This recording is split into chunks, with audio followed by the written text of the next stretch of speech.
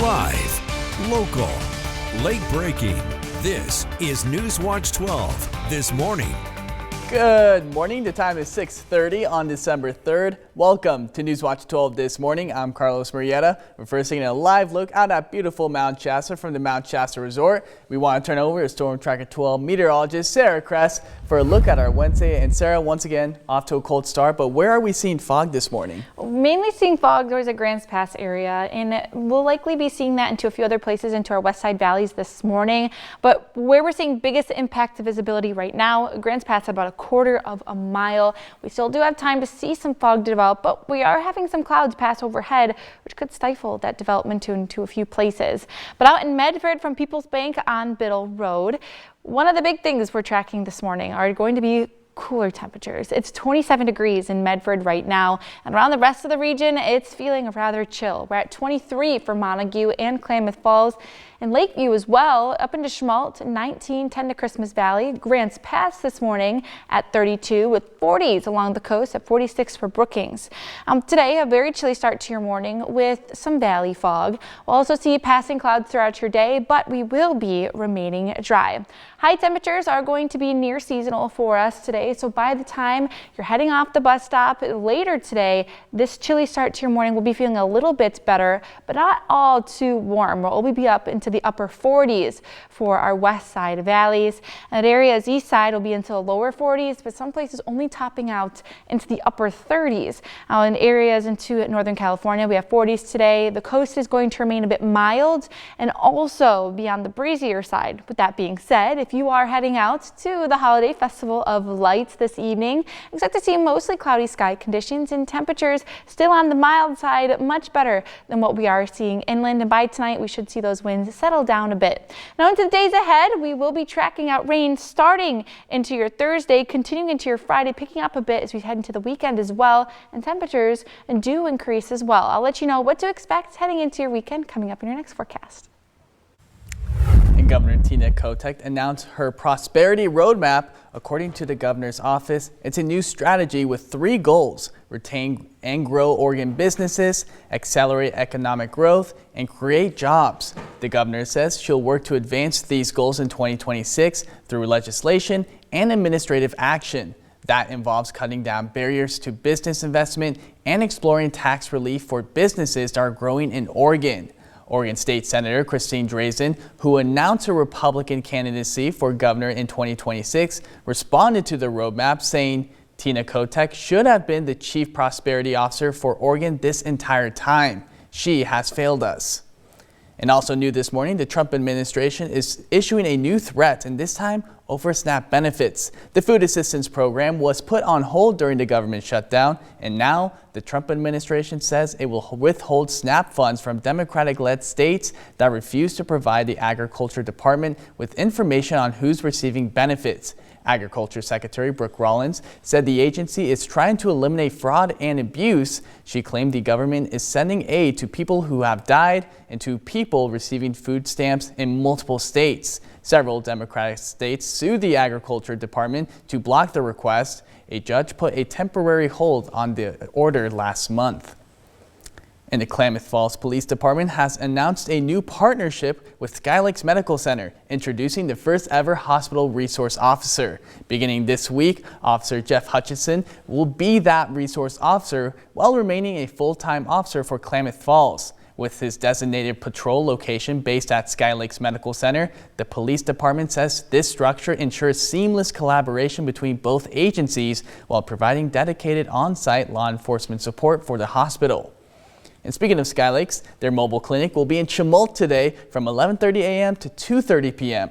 The mobile clinic will be offering basic primary care services like flu vaccinations, chronic disease management, point-of-care lab testing, and more. The mobile clinic will be located at IYS and Pilot Travel Center on 120 Damon Street.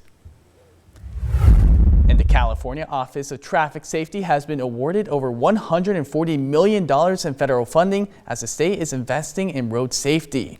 These funds will support nearly 500 local projects aimed at improving bicycle and pedestrian safety and enhancing education and enforcement programs across the state. Governor Gavin Newsom expressed the state's commitment to reshaping traffic safety through these investments, which are designed to protect Californians and make infrastructure more resilient. A closer look at these funds can be found on our website.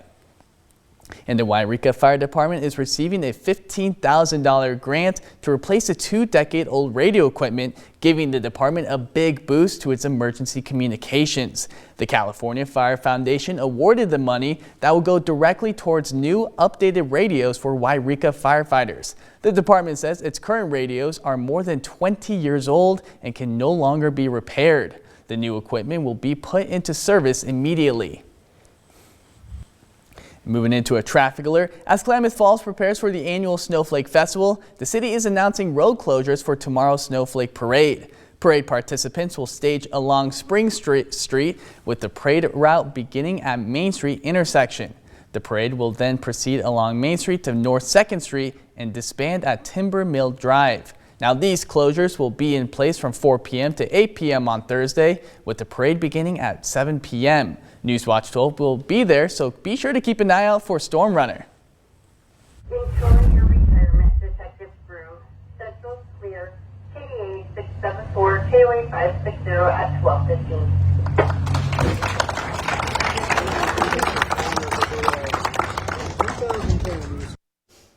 Jackson County Sheriff's Office Detective Ryan Grom retired this week after 28 years of dedicated service in Oregon law enforcement, including 22 years serving the Jackson County community. Detective Grom began his service in 1997 as a reserve officer with the Jacksonville Police Department, then serving with a few other stations before joining JCSO in 2006. During his career, he served as a patrol deputy, a member of the Serious Traffic Accident Reconstruction Team, the SWAT team, and more. For the past 6 years, he has served as a detective with the Illegal Marijuana Enforcement Team. And congratulations on your retirement, Detective. We cannot thank you enough for your service to Jackson County. And after a challenging year for local food banks, a major donation from All Care Health couldn't have come at a better time. Newswatch 12's Oscar Rodriguez has the details on how it's making a difference. I was absolutely blown away because it came at the tail end of a really challenging year. In the time of need, All Care Health donated over $240,000 to 12 different food aid organizations across Southern Oregon. I also knew that our food banks were seeing an increase in individuals seeking food supports from them. And then also their supply of food was down. And we knew we had to be proactive. We knew that we had to step up and help our community. The money came right in time for Thanksgiving week and helped food banks prepare for a busy Christmas season. We've already seen so many families in our pantry lines and so many new families as well. And so their donation just meant so much, especially at that period in time. The Josephine Food Bank is one of the 12 food banks that were selected from All Care Health to receive money. Executive Director Josephine C. said they received $60,000. The contribution from All Care will go to ensuring that food stays on the shelves in our pantries across Josephine County and on the tables of families across Josephine County. Most importantly, it helps the food bank to worry about one less thing during the holiday season. To say stressed is an understatement, and for All Care to step up in the way that they have, as fast as they could get that money to us, I mean, that was amazing, and it meant so much for families in Josephine County to be able to get food when they needed it the most. With the funds and the extra help of the community in providing several donations, their food pantry in Williams had extra food left over at the end of the distribution. And it isn't something I've been able to say for months now. And so for us to be able to do that for all of our pantries, it was so meaningful to our community. Josephine shared that this stands as one of the most impactful community outreach efforts in years. I would say, for me personally, the best holiday season that I've experienced as a part of this organization, just because of the multitude of people and organizations that have reached out and wanted to do something for their community. This has been the most generous and widespread holiday season I have seen to date. Moving into a developing story, a foreclosure auction for the historic Prospect Hotel ended with no bidders, leaving the future of the property still uncertain. The 5-acre property went up for auction on Monday on the steps of the Jackson County Courthouse. No one offered the minimum bid of just under $1.7 million. The hotel last sold in 2024 but closed this summer after the owners fell behind on payments. With no bidders, the lender will keep control for now and plans to reopen it while searching for a buyer. The site includes the original Victorian-era inn, motel rooms, a log house, and park-like grounds near Mill Creek, just miles from Crater Lake. And we've officially kicked off our annual holiday toy drive to make sure every kid gets some holiday cheer. You can now drop off new, unwrapped toys at any Red Barrels at our partnering Grange Co-op locations across the Rogue Valley and in Klamath Falls. Right now, you're looking at the generous donations we received last year. We take all the toys you donate and distribute them to children in the area they were donated. You can drop off toys at your nearest Grange Co-op location.